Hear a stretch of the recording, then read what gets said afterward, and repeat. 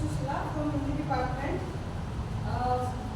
जैसा कि आपको पता है हिंदी साहित्य का इतिहास, हिंदी भाषा के विकास, ये दोनों एक दूसरे से जुड़े हुए हैं। यदि हमें हिंदी साहित्य का इतिहास पढ़ना है तो उसके लिए पहले हमें हिंदी भाषा के विकास को पढ़ना होगा, उस विकास को जानना होगा। यदि हम यहाँ देखें, सबसे पहले हम देखते हैं हिंदी साहित्य के इतिहास की परिभाषा क्या है। क्योंकि हिंदी साहित्य के इतिहास की परिभाषा को जानेंगे तो हम हिंदी भाषा के निकट पहुँच पाएंगे। अनेक आचार्यों के मतानुसार यदि हम निष्कर्ष निकालते हैं तो हिंदी साहित्य के इतिहास की परिभाषा निकल कर आती है कि हिंदी भाषा समूह, क्योंकि हिंदी केवल एक भाषा नहीं है, अनेक भाषाओं का समूह क्या कहलाता है? हिंदी भाषा कहलाता है। 16, 17, 18, 19, अब तक 22 भाषाएं इस श्रेणी में शामिल हो चुकी हैं। ठीक है, अब यदि हम हिंदी साहित्य के इतिहास की परिभाषा की बात करें तो हिंदी भाषा समूह में लिखा गया वह साहित्य जिसका हम क्रमबद्ध अध्ययन कर रहे हैं वह किस नाम से जाना जाता है? हिंदी साहित्य के इतिहास के नाम से जाना जाता है। हिंदी भाषा समूह की हम बात करें तो उसमें अवधी आ जाती है, ब्रज आ जाती है, राजस्थानी आ जाती है, कभी कभी हिंदी आ जाती है, बघेली आ जाती है, छत्तीसगढ़ी है, अनेक भाषाएं क्या हिंदी भाषा समूह में शामिल कर ली जाती है। अब जो कि हमें हिंदी साहित्य का इतिहास पढ़ना है तो उसके लिए हमें हिंदी भाषा के विकास पर एक हल्की सी नजर डालनी होगी।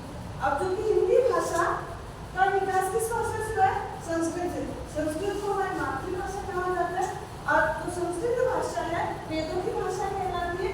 संस्कृत भाषा से ही हिंदी भाषा का विकास हुआ है। और जो कि संस्कृत भाषा वो प्राचीन समय से चली आ रही है और इसके विकास को यदि क्रमबद्ध रूप से पढ़ना होगा तो हमें कहाँ पर जाना होगा? उस समय जहाँ से संस्कृत की शुरुआत हुई थी। प्रारंभ में जो संस्कृत भाषा है, संस्कृत भाषा जिसमें वेदों की रचना हुई, संस्कृत भाषा जो वेदों की भाषा थी जिसे देववाणी का तमगा भी दिया जाता है। अब प्रारंभ में क्योंकि संस्कृत भाषा में आदान प्रदान नहीं हो सकता, भाषा किसे कहेंगे? जिसमें हम विचारों का आदान प्रदान कर सकते हैं। अब जो कि संस्कृत भाषा बोलने और समझने में थोड़ी कठिन थी, आम जन इस भाषा को आसानी से बोलकर अपने विचारों से दूसरों को अवगत नहीं करवा सकता था। हम ये कह सकते हैं कि संस्कृत भाषा संप्रेषण का माध्यम नहीं बन सकी थी जितना अच्छा वो बन सकती थी। इसलिए लोगों ने क्या किया कि उन्होंने अपने विचारों के आदान प्रदान के लिए भाषा के एक सरल रूप को अपनाना शुरू कर दिया। इस कारण जो संस्कृत भाषा थी उसके उस समय दो रूप प्रचलित हुए, एक वैदिक संस्कृत और दूसरा लौकिक संस्कृत। वैदिक संस्कृत हम उसे कहेंगे जिसमें किसकी रचना हुई? वेदों की रचना हुई।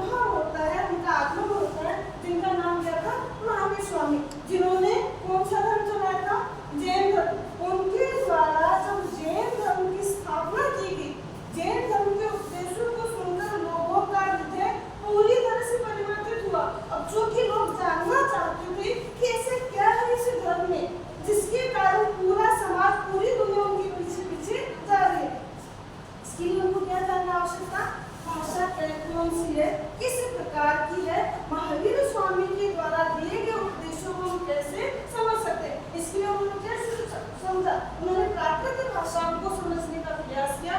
प्राकृत भाषा जो 1 ईस्वी से 500 ईस्वी तक चली थी, लेकिन चूंकि समय बदल रहा था, महावीर स्वामी का समय चला गया, उसके बाद एक भाषा का एक नया रूप हमारे सामने आता है, जिसको हम किस नाम से जानते हैं, अपभ्रंश के नाम से जानते हैं। अपभ्रंश का अर्थ होता है भाषा का बिगड़ा हुआ रूप। कोई भाषा आपके सामने आ रही है और उस भाषा, यदि कोई भाषा आपके सामने तोड़ मरोड़ कर रख दी जाए कि अब इसे आप एक सही रूप दो, तो ऐसी भाषा को किस नाम से पुकारा गया, अपभ्रंश के नाम से पुकारा गया। और जो अपभ्रंश है वो 500 ईस्वी से 1000 ईस्वी तक चले थे। इस अपभ्रंश के अनेक रूप थे। अब हम थोड़ा थोड़ा किसके समीप जा रहे हैं, हिंदी भाषा के समीप जा रहे हैं। अपभ्रंश जिसके अनेक रूप थे, जिसमें पहला कौन सा था, शोलशनीय अपभ्रंश, दूसरा अर्धमागधी, तीसरा मागधी, अगला पैशाची, उससे अगला प्राचल, उससे अगला कस और उससे अगला महाराष्ट्र। अनेक अपभ्रंश थे। क्योंकि भारत एक बहुत बड़ा देश है और भारत के इतने बड़े देश के इतने बड़े क्षेत्रों में विविध प्रकार की भाषाएं बोली जाती है और उन सभी भाषाओं का समूह किस नाम से जाना जाता है, हिंदी भाषा के नाम से जाना जाता है। यदि बात करें शोलशनीय अपभ्रंश की, तो शोलशनीय अपभ्रंश से कौन कौन सी भाषाओं की विकास हुआ, पश्चिमी हिंदी का, राजस्थानी का और गुजराती का। पश्चिमी हिंदी से हम ले सकते हैं खड़ी बोली हिंदी, और इसी खड़ी बोली हिंदी को हम राष्ट्रभाषा हिंदी के नाम से भी जानते हैं, जिसे आप किसका दर्जा देते हो, राष्ट्रभाषा का। क्योंकि ध्यान रखिएगा, हिंदी हमारी राष्ट्रभाषा नहीं है। इसके अनुसार, संविधान के अनुसार हिंदी को राष्ट्रभाषा का दर्जा नहीं दिया गया है। संविधान के अनुसार हिंदी कैसी भाषा है, राजभाषा है। ध्यान रखना आप ये चीज, संविधान के अनुसार हिंदी को कौन सी भाषा का दर्जा दिया गया, राजभाषा का। हालांकि व्यवहार में हम हिंदी को राष्ट्रभाषा संबोधित करते हैं, गलत नहीं है, लेकिन ध्यान रखिएगा, यदि आपको संवैधानिक दृष्टि से पूछे तो हिंदी क्या होगी, राजभाषा होगी। राजभाषा अर्थात वह भाषा जिसमें हम राजकाज के कार्य को संपन्न करते हैं, उस भाषा को किस नाम से जाना जाता है, राजभाषा के नाम से जाना जाता है। और वो कौन सी भाषा है आपकी, पश्चिमी हिंदी। पश्चिमी हिंदी को कौन सी भाषा बोलते हैं, खड़ी बोली हिंदी भी कहा जाता है। ध्यान रखिएगा ये चीज, पश्चिमी हिंदी को खड़ी बोली हिंदी भी बोलते हैं और यही खड़ी बोली हिंदी राष्ट्रभाषा हिंदी के नाम से भी जानी जाती है। दूसरा राजस्थानी, क्योंकि राजस्थानी बैकग्राउंड से है, राजस्थानी में अनेक भाषाएं आती है, आपकी मारवाड़ी है, मेवाड़ी है, मुंडारी है, ये सारी भाषाएं किसमें आ जाती है, आपके राजस्थान में आ जाती है। इन राजस्थानी भाषा का विकास भी किसमें हुआ था, शोलशनीय अपभ्रंश से। गुजराती भाषा का विकास भी आपके किसमें हुआ था, शोलशनीय अपभ्रंश से। केम छो, बजाना छो, ये जो भाषा बोलते हो, सुनते हो, ये किसका इफेक्ट है, आपके गुजराती भाषा का। आगे हम चलते हैं अर्धमागधी अपभ्रंश। अर्धमागधी अपभ्रंश से पूर्वी हिंदी का विकास हुआ और पूर्वी हिंदी में जो भाषाएं हैं वो 3 है। अवधी, तुलसीदास जी का नाम सुना होगा, तुलसीदास जी ने जो रामचरितमानस लिखा है, आदिकवि वाल्मीकि ने क्या लिखा, रामायण, किस भाषा में, लौकिक संस्कृत में। और उसी लौकिक संस्कृत में लिखे गए रामायण एक सरल रूप हमारे सामने आया, जो आज जन जन के पास मौजूद है, घर घर में मौजूद है। वो क्या है, तुलसीदास जी के द्वारा अवधी भाषा में लिखा गया रामचरितमानस।